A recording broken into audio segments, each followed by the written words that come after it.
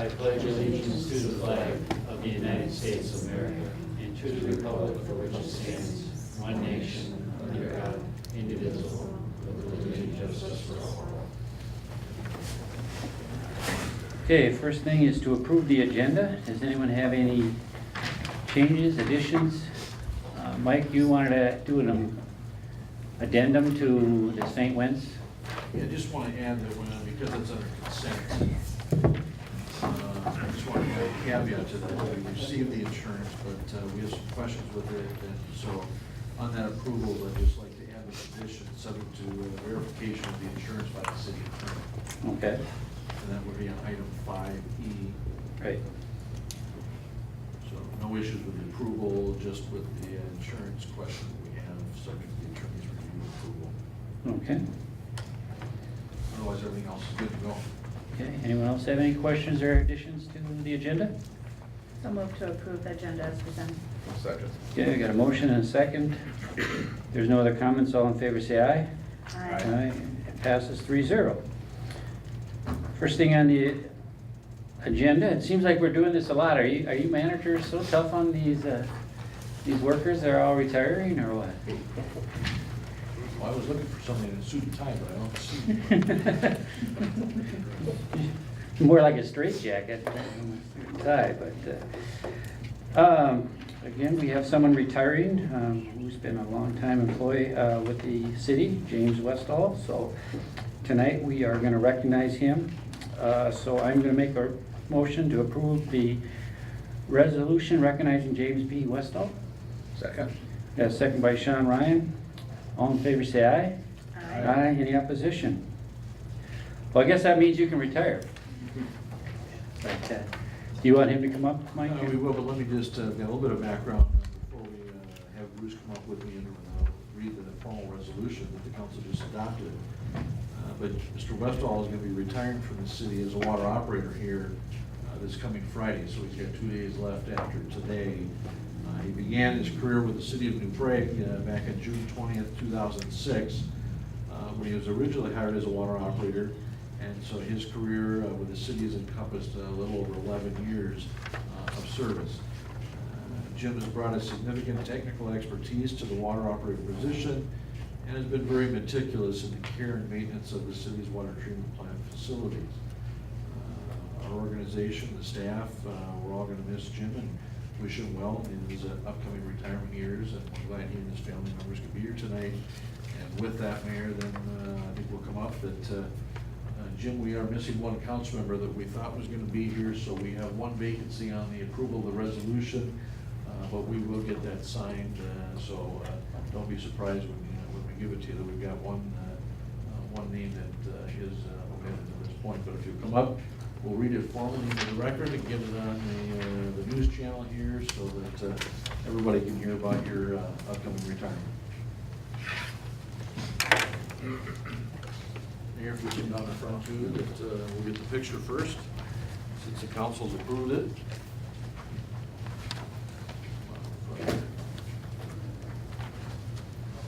Where's Patrick? Okay. Congratulations, Jim. Thank you. Thank you. You were done, I'm going to let Bruce read it, but we'll get the quick pictures here first. Moving a little closer.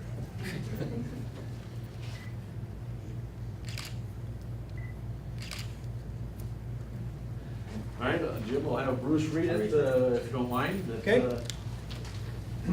This is the resolution 1770501. Resolution recognizing James B. Westall.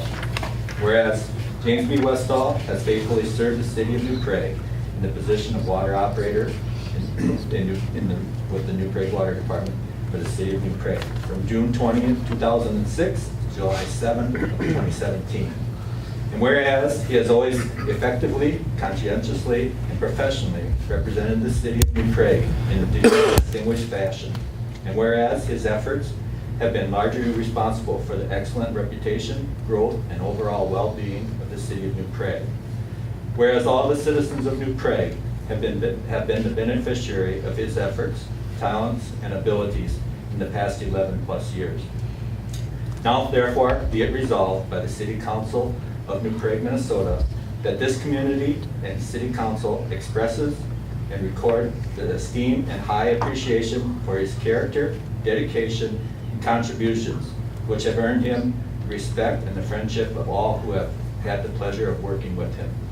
And be it further resolved that this City Council extends the best wishes to James B. Westall for many years of good health and happiness in his retirement. Adopted by the City Council, City of New Prague, on this day, the 5th day of July, 2017. I also say on my behalf and on behalf of the Utilities Commission, your attention to work detail will be missed, and your dedication to us. And you guys will all be missed. Congratulations. Thanks, Jim. Yep. Thanks, Jim. Oh, okay. Thank you. All right. Congratulations. Thank you. Thank you. Thanks, Ken. Thanks, Glenn. No. It's tough, guys.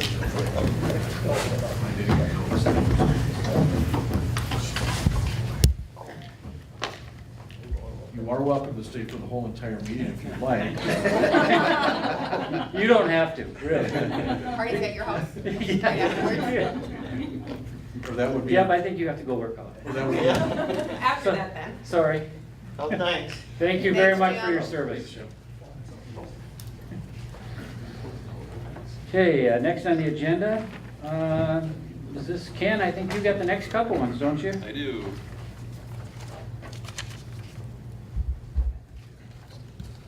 All right, looks like we're gonna start with the preliminary and final plat approval for Jirik Southside.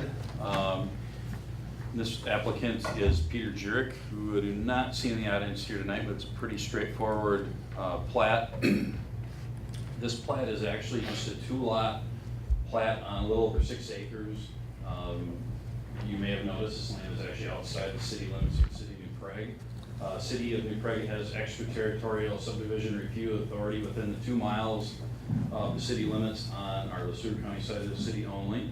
And within that area, we have subdivision review authority. So anytime there's a land split, the platting of a lot, et cetera, we are required at the city level to review that. And basically what we're looking for is to make sure our future road network, utilities, et cetera, aren't negatively affected by development in that 2-mile area. LeSueur County still retains zoning on the property, so they have the zoning authority. They can dictate what is approved and what is not approved as far as construction goes. And so it's kind of a unique situation that we have between our entities, but we're just trying to preserve our future growth and our interests in effective utility and roadway extension. So Mr. Jirik's plat includes property that he actually currently has a house on, and then a separate lot that he's creating, which is a portion of the lot where his house is today, and a few other properties, and combining them into a larger lot that he would sell, and the new owner would build one new home on. The Planning Commission reviewed this plat at June 28th Planning Commission meeting, had a public hearing that was required. We notified the rural properties within the vicinity of that property. We did not have any public comment, and they recommended approval 5-0 vote that the council approve the preliminary and final plat. So here is the preliminary plat drawing. So basically, 300th Street is a county road on the north side of the plat. It's actually a gravel county road. And then Lanesburg Drive, adjacent to the new proposed lot. So some of the things that we have to review along with LeSueur County is that they have primary and secondary septic sites, because these obviously will not be sewer or provided with city water or sewer. So they have the private utilities, again permitted by LeSueur County, and so that's kind of how this breaks down. So Mr. Jirik will retain his home on a lot, which he's actually reducing in size slightly, and then the new lot would be just under 400.5 acres. Phillips Creek is Sand Creek is the adjacent creek, which is under the permitting authority of LeSueur County as a county ditch in this particular segment.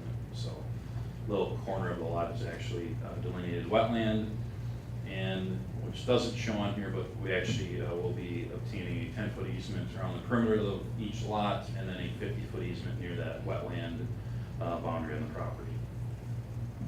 And then finally, the final plat, again noting the easements will be added onto the drawing around the perimeter and near the wetland there. So ultimately, the planning commission and staff recommend approval of the resolution in your packet, granting approval of the preliminary and final plat of Jirik Southside Edition with the findings and conditions contained therein.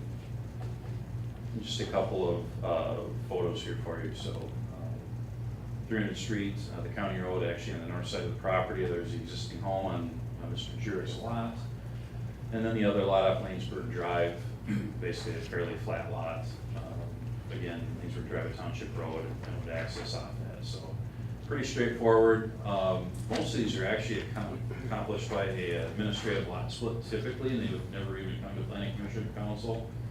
In the case of this lot, and actually the next agenda item, we had portions of the property that were previously platted in plats, and this one had the very small sliver of land up near Lanesburg Drive that was in and out lot of a plat from, I think it was the late 70s, early 80s, so that's why it had to be replatted.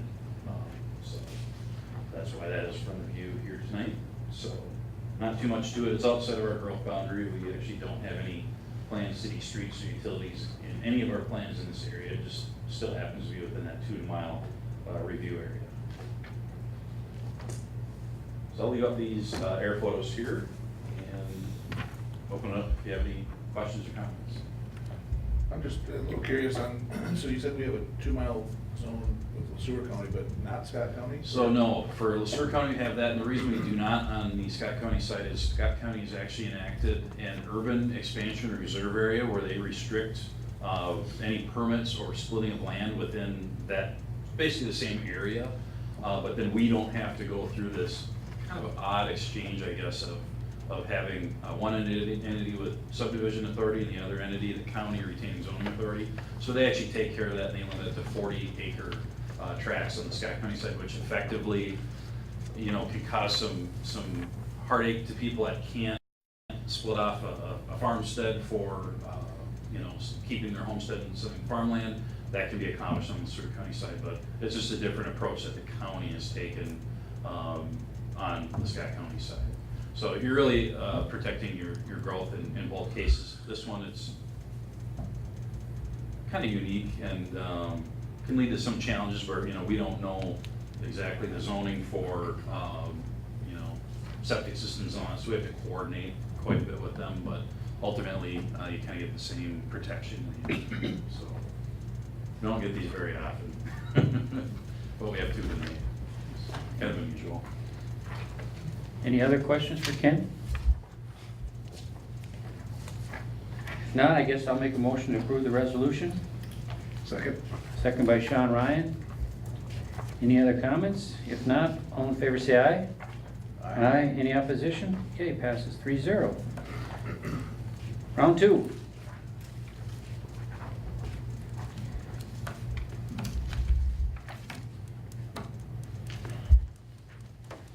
So the second plat we have tonight within the extraterritorial review area is the preliminary and final plat of Turek Estates, second edition. And we do actually have 3 representatives of the Turek family here tonight in the audience. Should you have any questions for them?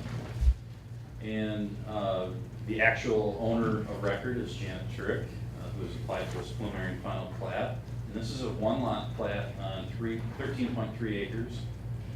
And again, within our extraterritorial subdivision review area, so that we're reviewing this. So this one's a little different. So we actually have this land within our growth boundary. So we did have identified roadway corridors, trail corridors, etc. And most of that was addressed, and right away was platted with an earlier plat that was actually signed in 2009 by the city, was actually approved a few years earlier than that, that established 4 lots for 4 of Ms. Turek's children to have some lots adjacent to her home on that property. So at this time, what the reason for the plat is the county would not allow a new construction permit on an outlot where Ms. Turek's home is currently located. She plans to demolish her existing home, which is an older home that sits on this outlot, and construct a new home. So has to get rid of the outlot status and become a lot and block to be eligible for that building permit. As far as this item, again, this was reviewed at the June 28th Planning Commission meeting, and they recommended approval on a 5-0 vote. So a little more background. So this is, again, kind of air photo of the area. And as I noted, this is within the city's growth boundary. So we have city limits in the yellow outline here. So it's fairly close proximity.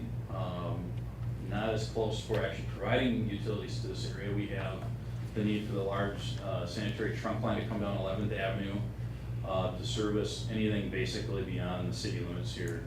This is at one time where Walmart was proposed. We do actually have utilities stubbed to the roundabout, but getting that further to the south provides the need for more infrastructure. So a little background on that, but the 4 lots that were created with the earlier plat are these 4 lots here, just north of Ms. Turek's homestead site here, which is outlined in blue. So the blue property is a 13.3 acre lot that's being platted. So we already have right of way for the extension of 11th Avenue. We already have right of way for the extension of Countryside Drive. And again, those were roads that are in our comprehensive plan as major roadway corridors. Per our developer's agreement from the original plat, we have all the details contained therein between the city, county, and township that these roads are not required to be improved until the property is annexed into the city and developed in an urban fashion, which would obviously have smaller lots and more lots developed in some of the remaining farmland area. So nothing is changing as far as the original developer's agreement. Those provisions will still be intact and carried forward. Just simply want to take this one outlot and provide that into a lot and block for the building permit here tonight. And the city has no issue in doing that. There's just kind of a better zoomed in view, which again is in your packet. The property is owned, I should note, agriculture through Worcester County, and the lot is by far and large, much larger than the minimum lot size for an ag lot to have a home on it for the county. Preliminary plat, again, they provide for the location of the existing home, the new home, and then primary and alternate septic sites. The large lot, again, no issue with that whatsoever. And then finally, the final plat, and as with the other plat, we noted to the surveyor that put this together that we do require a 10-foot drainage and utility easement around the perimeter, which is not shown in the drawing in your packet, but which is part of the conditions for approval. And then again, this is the old plat, the original plat, just showing the relationship of those 4 lots to the outlot that is proposed for platting here tonight. So again, staff and planning commission recommend approval of the preliminary and final plat of Turek Estate Second Edition. And just have one photo here for you. So this is actually a shared driveway that leads up to Ms. Turek's home and one other home that is built in the development of the 4 lots today. So nothing will change from a physical standpoint, just the platting of the lot, which is basically the lot just off to the east side of the driveway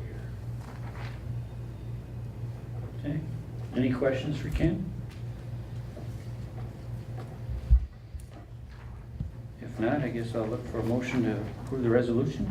So moved. Second. I got a motion by Sean Ryan, second by Amy Jirik. There's no other comments. All in favor, say aye. Aye. Any opposition? Okay, passes 3-0. Thank you. Thank you.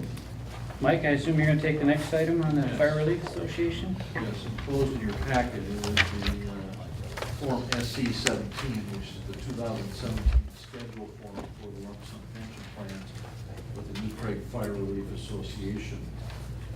In accordance with page 8 of the materials provided to you, that what I'm required to do is to advise you after receipt of this from the Fire Relief Association, is that I'm supposed to make you aware of any required contribution at the next regularly scheduled city council meeting, which is why it's on your agenda tonight. As you can see from the enclosed materials for our FY 2018 budget preparations, the contribution required from the city will be $0 in 2018. So that's the good news in those materials.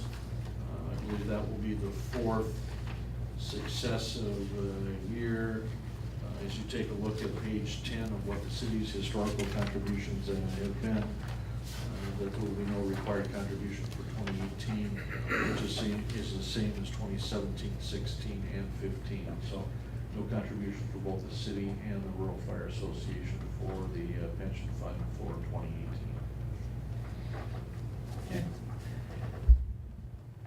Did you pass that stuff on to the fire relief about, Yes. from the state of Minnesota on of how the funds were doing, so that they could share that with Shannon? Yep. Okay, thank you.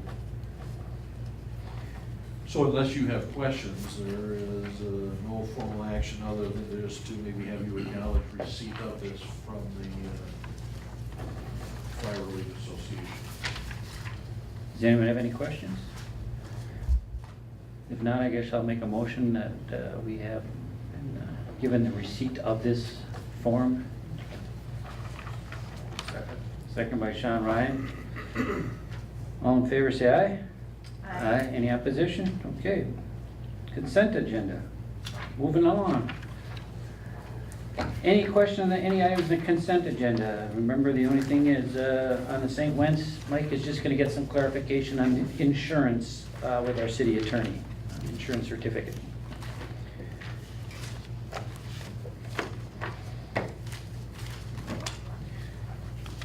If there's no questions, I'll make a motion to approve the consent agenda. Second. Second by Sean Ryan. Any other questions or discussion? If not, all in favor say aye. Aye. Any opposition? Okay. We're in the miscellaneous already. Patrick, Taking a little vacation this week. you're taking a little vacation this weekend? Wow. Where are you going? Just up to this. Oh, okay. Well, good, enjoy. Mitch? I tested out the new pool. It's amazing if you have not had a chance to go to. Yes, tomorrow is the open house of the pool, if anyone wants to go take a look at it and jump in or anything. Sean's gonna go to the water tower and jump in there instead, but, you know, In fact, at the aquatics facility, tomorrow is the free day. yes, yeah. So, I heard it's pretty impressive. I haven't been there yet, but I heard it's a pretty impressive facility, so. Bruce, anything? If anybody's interested, SIMPA has their open house of the new solar facility that's located in Owatonna, a 5 megawatt facility. And I'm gonna be going down there, and I'd have room for a couple people if they're so inclined to wanna be there at that open house. It's at 4 in the afternoon, so. What date? It'll be the Thursday, the 13th. Okay. Somebody wants to go along and see one of those facilities in action.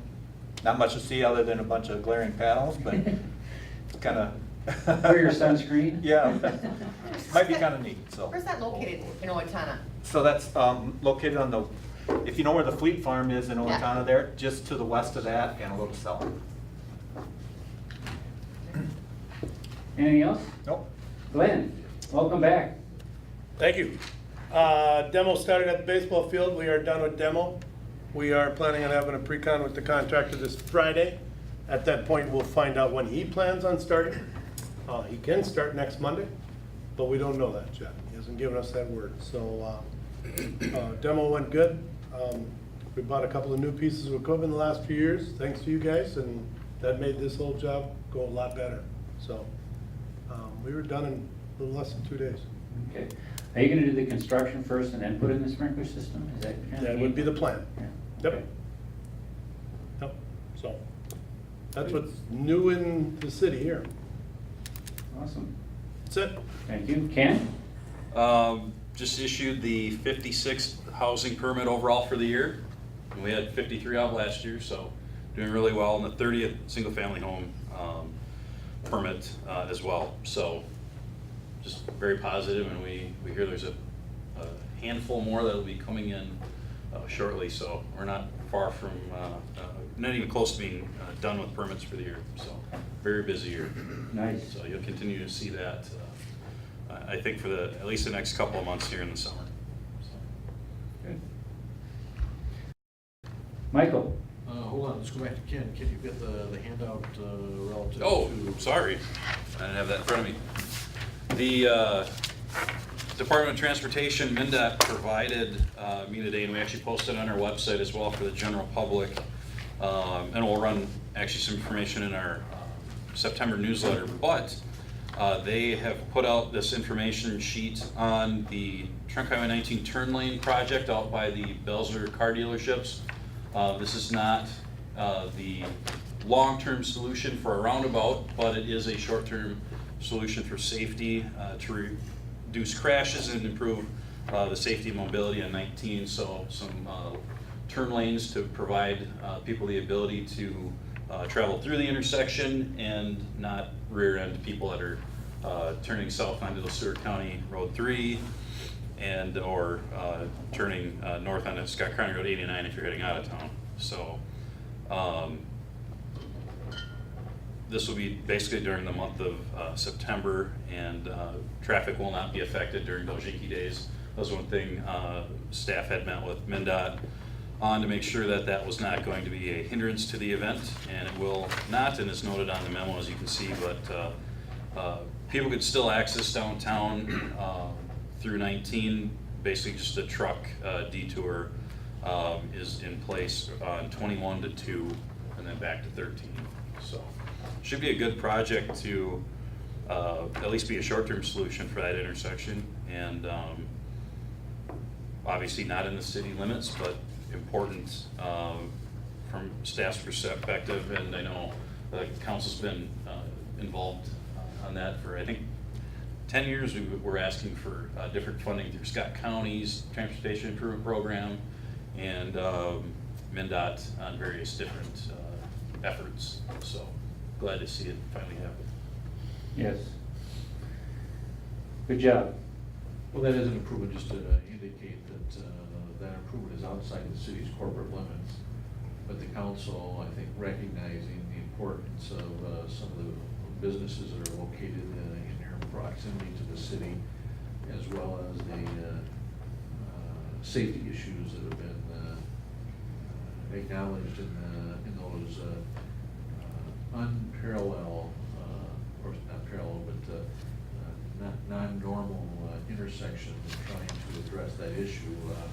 But the improvements that we're finally getting, and this can acknowledge, and we've had discussion, are the final improvements, but hopefully something that will significantly improve the turning movements and the safety of vehicular use, a lot of traffic which comes out of Prague. So we're very glad that we've been able to continue to go after that, and the council's persistence and the work we've been done. We're finally going to hopefully see a well-earned, long overdue improvement. I agree. Anything else, Mike? I got a couple items. One is that in your packet, you've got the acknowledgement that we received late last week from the Minnesota Employment and Economic Development Department deed, which informed us that our application for the 2017 Minnesota Small Cities Development Program grant was approved. The grant application was for just under $296,000. It'll be matched with about $476,000 that we have that was formerly a MIF grant that will be turned into small cities money. And then when you add the contributions that will be coming from the commercial businesses and the single-family homes that will be impacted as part of this project, you're talking nearly about a $1 million project. That is a 17 project that probably won't see by the time we get it up and running and take applications and then get it looked at. Most of that construction on those commercial businesses and homes probably won't come till 2018, just so that you know time-wise. But if I recall reasonably correct, is we're going to be doing about 8 additional commercial building rehabs, 20 single-family residential rehabs, and then we've got what, about 4 or 6 rental rehabs? I think it was 6. About 6 rental rehabs in the process there. So that coupled with the project that we're working on this year, we've got 2 projects that are about to get underway, with at least 4 more coming for the total of 6. And so those funds were the repayment of a grant that we originally received from DEED, that was small cities, that was loaned to a project and repaid to the city. So that $300,000, again, with the business contributions that'll be required as part of that project, is we'll see nearly $500,000 on that project. So combined, the 2 collectively will end up resulting in about just under or right at about $1.5 million worth of construction for single-family commercial rehab and rental rehab in the immediate downtown and residential blocks on either side of Main Street. So a lot of work went into the creation of this program, work with Dee to get this to happen. We're excited. We were expecting the grant, so it doesn't come quite as a surprise to us. It's always nice to get final word that the application, which was written with the assistance of the Southwest Minnesota Housing Partnership, actually finally came due. So we got some work ahead of us, and so as you heard Ken's update, and you look at the other projects we have coming, that this will add further to the plate and the planning and the building inspection departments. Then my only other second item was the council had set Thursday, July 16th. Chuck, I'll kind of beat you to the punch on that one. July 13th. Yeah, 13th. Did I say 16th? Yes. Okay, I meant 13th, excuse me. Is you had set a date for a special council meeting to interview applicants for the vacant council seat. Those applications close at 4:30 tomorrow, July 6th. And at the present time, we have 2 applications. And so the question to you is what time do you want to get started? And what kind of time do you want to set aside for each of the interviews? I would think start at 6 and just half hour each at the most. You want a half hour? Yeah, pencil in a half hour, do one at 6 and one at 6:30. Subject to any additional ones coming Right. in, we would add to that Yeah. list. All right. And if we have more, then maybe we'll do 20 minutes or something, but we'll try to do it within an hour. Okay. And then any process that I don't recall that I was involved in that the last time, as far as the council having questions, whether those all got directed to you so that you could have a tabulation, or whether you want everybody just to come with their own questions. Yeah, we just kind of did it pretty informal, you know, people just would bounce questions off the bat, so they're, you know, just to kind of get a good feel of each candidate, so you don't have to do anything like. Okay, I Yep. did recall that I had. No, that no, you didn't that do it was last all- time, and we just kind of did a, more of an informal, Okay. asked our own questions and went from there, so. All we'll right, just we'll continue. provide copies of the applications and Yep. a special meeting notice to start at 6 with half-hour time slots for whatever number of candidates we have. Independent, unless there's a major rush tomorrow, we can decide whether we want to cut it back to 20 minutes or something. Sounds good. Thank you. That's all I have. Deb? Yes, I do have something. I'd like to thank Jeff Dalzer and Paul Bush for the fireworks that we had on Monday. It was really a very nice show. Yes, I agree. Very nice. Anything else? Sean? Nope. Amy? I just had one question, and it doesn't have to be, we can follow up with it next meeting. Just sort of a process or feedback on how it's going with the golf course with the new process we set up. Okay. So maybe if you could do a little summary for us for next time. That's all I had. Okay. Thing I have is, Glenn, how much water is leaking out of that pool every day, roughly? The outdoor pool, not the indoor pool, I don't, hopefully that's not leaking yet. Outdoor pool. We're estimating about 5,000 gallons a day. Wow, It's kind of hard to estimate because activity in the pool, evaporation, things like that. So it's really kind of a rough estimation, but it's the best we got. okay. So it's not necessarily all leaking. Yeah, we don't know. We have to add about that much each day. Yeah, I would say probably 75% of it is leaking. You're not gonna lose that much from splashing and, There's not much activity today there, so I was thinking that it must be at the new pool, probably. yeah. It was pretty slow. I was at the baseball field the better part of the afternoon, and pretty slow there.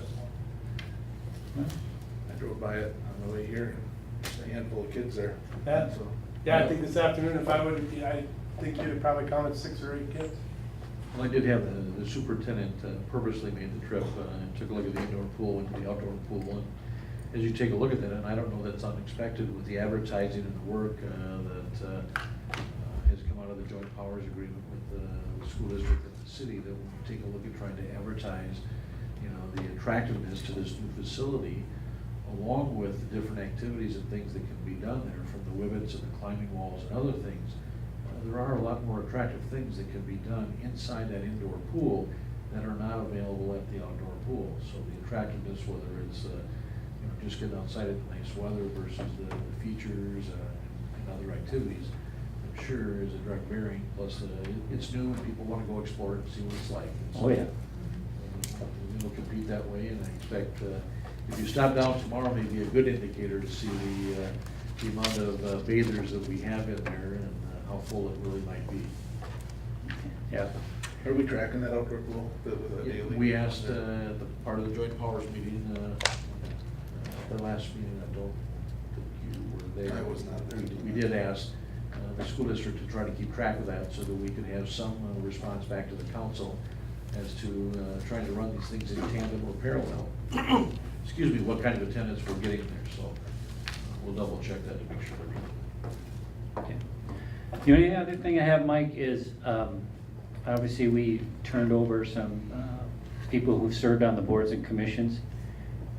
Can we get that program, give him a letter of appreciation like we've done in the past? Not pressing, but I think, you know, the people who did serve, it's always a... You haven't forgotten. No, I didn't say you forgot. I just had it on my, something that popped up on my radar, so. I don't have anything else. Anyone have any other comments? If not, I guess yeah, Mitch, go ahead. I set up the point of sale for both pools, and if you go to either pool, whether you're a member or paying, it does track. You have a card you scan, whether if you're a member or if you're paying, so they should be able to have exact numbers of who's going to what pool. Not necessarily how long they're staying, but how many people paid or used a membership to enter the pool, either one. Oh, great, thank you. Any other comments? If not, I guess I'll make a motion to adjourn. Second? Second by Amy Jirik. All in favor, say aye. Aye. Any opposition? We're out of here, everyone. Thank you very much.